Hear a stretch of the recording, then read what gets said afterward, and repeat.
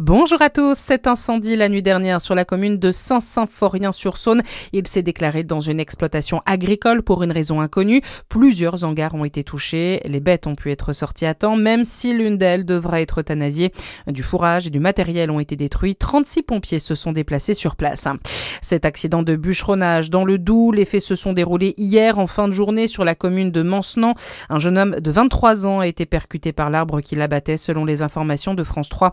Gravement blessé à la jambe notamment, il a été évacué en urgence.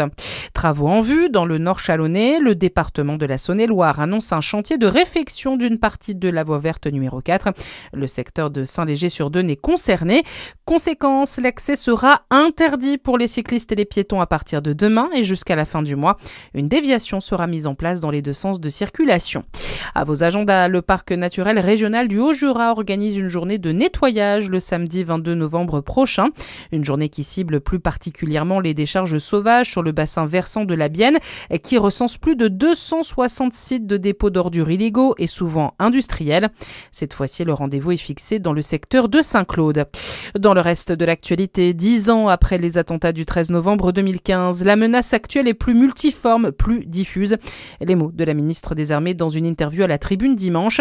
Ce n'est pas parce qu'on parle moins du terrorisme qu'il a cessé d'exister, assure Catherine Vautrin. Le tournage d'un clip de rap a dégénéré. Hier, près de Lyon, un important incendie s'est déclaré dans un immeuble après un tir de mortier d'artifice à Rieux-la-Pape. 39 personnes ont perdu leur logement. Aucun blessé grave n'est à déplorer.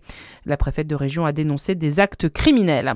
Et puis, coup d'envoi de 2 semaines de discussion pour fixer des objectifs environnementaux internationaux. C'est le début demain de la COP30 à Belém au Brésil. Les dirigeants du monde entier vont se retrouver 10 ans après l'accord de Paris sur le climat. Excellente journée à tous à l'écoute de Fréquence Plus.